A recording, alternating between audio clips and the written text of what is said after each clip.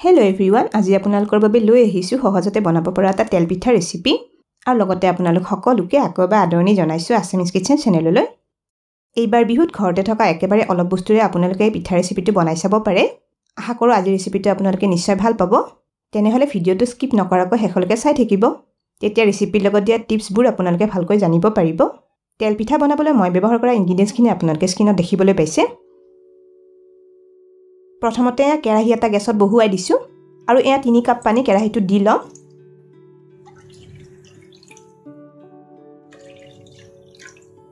পানীখিনিত অকণমান নিমখ দি দিছো আৰু লগতে 2 চামুচ ৰিফাইন তেল দি ললো।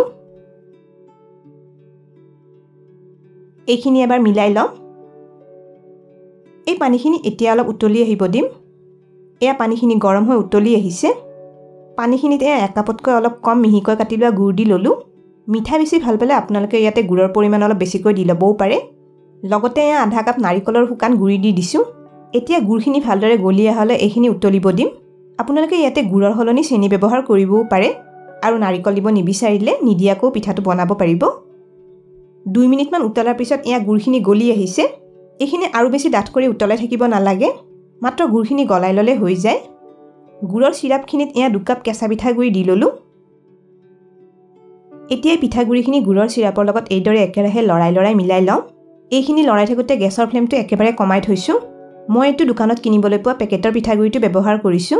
আপোনালোকে ইয়াতে যিকোনো ভাত খোৱা চাউলৰ পিঠাগুড়ি ব্যৱহাৰ কৰিব পাৰে। এতিয়া পিঠাগুড়ি মিশ্ৰণটো শুকাই হলে এইদৰে লৰাই থাকিম। এয়া দেখিছেনে পিঠাগুড়ি পানীখিনি ভালদৰে শুকাই আটা মঠাৰ দৰে হৈ আহিছে। এই মিশ্ৰণটো আৰু বেছি শুকান কৰি পেলাব নালাগে। গেছটো অফ কৰি দিছো।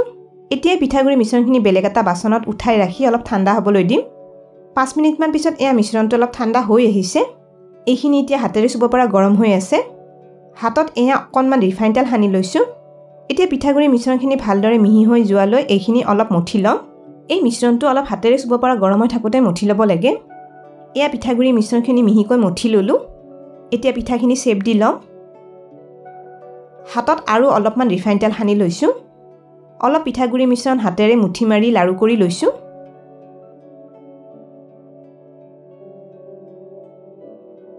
এতিয়া লাৰুটো হাতেৰে হেঁচি চেপেটা কৰি ওভেল শেপ দি লম।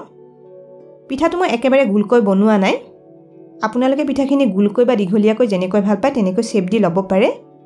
মই প্লেট এখনত শেপ দি লোৱা পিঠা কেইটামান লৈ লৈছো। পিঠাখিনি এতিয়া তেলত ভাজিব দিম।